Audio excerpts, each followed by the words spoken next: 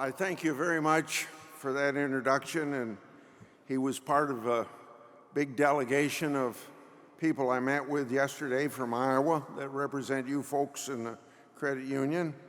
And I'm also glad to know that for a long period of time now, Jim Nussel has been your leader here, and he has been a friend of mine probably since 1980s when he first went to Congress, and he served the people of Iowa very well in the Congress of the United States. So I want to say thank you for the invitation to be with you, and I probably should have said good morning because it is a good morning. I really enjoyed the opportunity yesterday, as I've said now for a second time, visiting with the CEOs and the board members of the various credit unions across the state of Iowa. I suppose from all states, but especially from Iowa, as I remember, they make a regular journey to Washington, D.C. to tell us about their interests. And also, they come with a very large delegation of people as well, and they're a very good resource for us. So I thank them for doing that. I always enjoy hearing from Iowans. Of course, that's my job.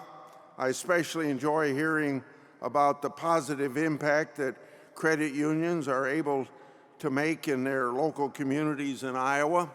And I don't know whether this is nationwide for credit unions, but I heard yesterday from Iowa credit union people about the program that they have established in our state for responsible, and I do mean the word responsible, payday lending that is more responsible than what the industry generally has outside of credit unions.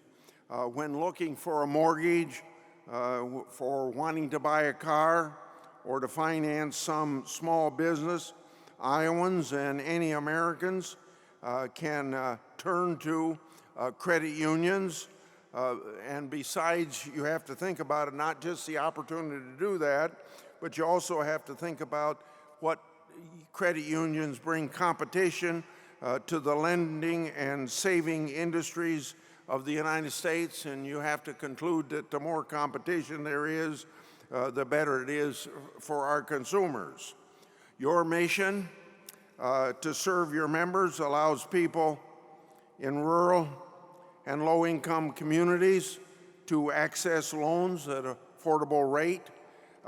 Just as importantly, you serve your communities by looking out for your members, helping to protect them from fraud and financial exploitation, and that covers some legislation that I've been interested in and have been, and not only interested, but involved in for a few years.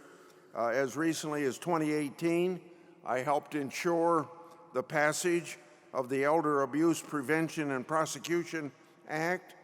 This law equips law enforcement with additional tools to combat financial and other crimes against elder Americans. Congress has also passed a bill that I entitled the Senior Safe Act of 2018. This bill protects financial service professionals, such as you folks in this room, as employees of credit unions, from being sued over privacy and other violations for reporting, if you're involved in reporting suspected elder financial abuse, and by doing that to the law enforcement people, maybe opening yourself up from suit that you shouldn't have to worry about. This legislation also encourages training for employees of credit unions and banks to recognize the signs of financial exploitation. That's just one example of how the federal government can help you serve your members very well.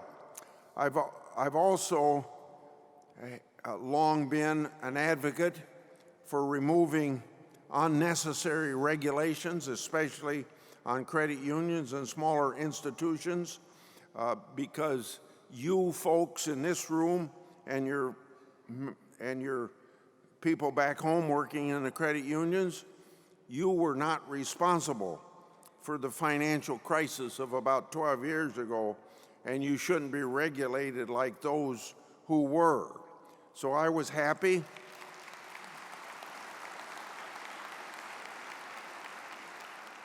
Thank you. I was happy to help Congress pass the Economic Growth, Regulatory Relief, and Consumer Protection Act of 2018. This bill streamlines regulations and frees up resources for smaller institutions.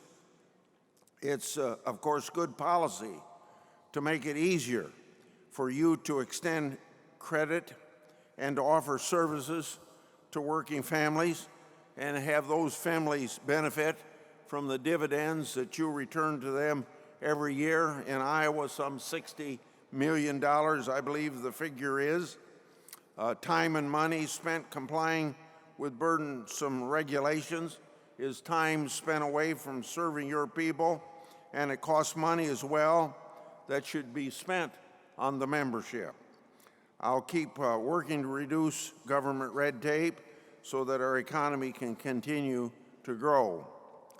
Another area where Congress can work with credit unions to protect consumers is the area of data security, and particularly the protection of privacy. In my meetings with credit unions, I've been hearing about this not just lately, but over a long period of time.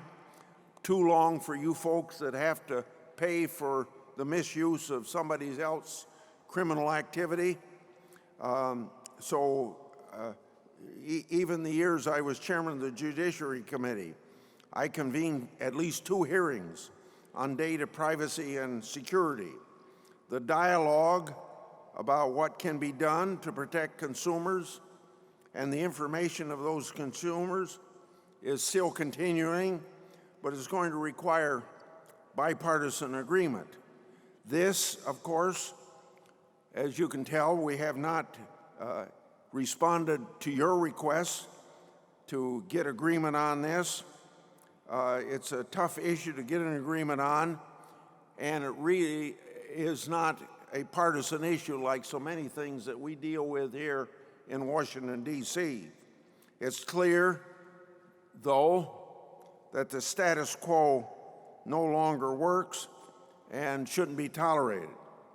Congress and all stakeholders then must be working together to protect Americans' personal and financial information from criminals and foreign bad actors.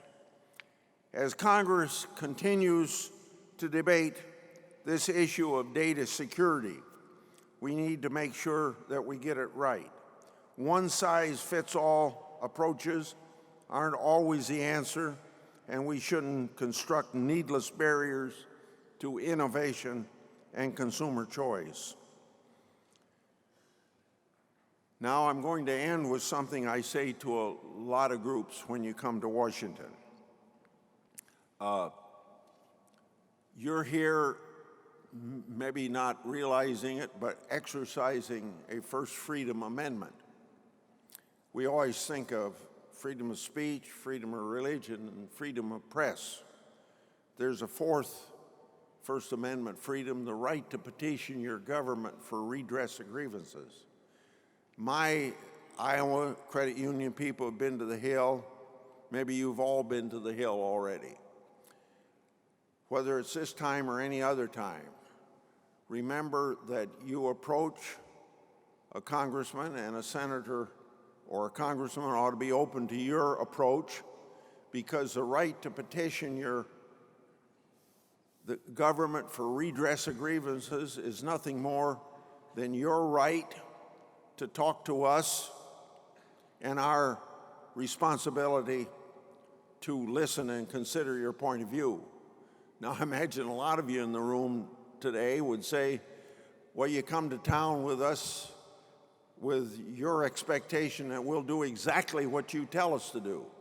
It doesn't go quite that far, but it is a part of making sure that your points of view that are heard. And so I hope you see that you get to exercise that right. And not only you as members of your particular credit unions coming to town to talk, but really what makes a difference, whether you're a paid lobbyist or a non-paid advocate as you come to town now, or whether you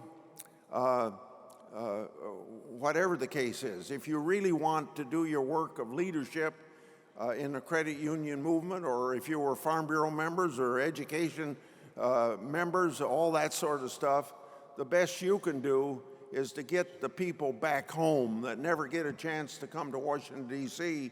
to email us or postal mail us or call in. So that's what it takes to get the legislative process done. You may not consider yourself part of the legislative process, but you are. So I thank you again for those of you from the state of Iowa that probably were responsible for my addressing this group. And I thank all of you for serving your communities and helping our economy and our nation thrive. Oh, by the way, one last thing before I walk off. I didn't say anything about taxing credit unions. Yesterday, probably for the first time in 40 years, my people didn't bring it up to me because, quite frankly, I don't think you have to be worried about being taxed. Thank you all very much.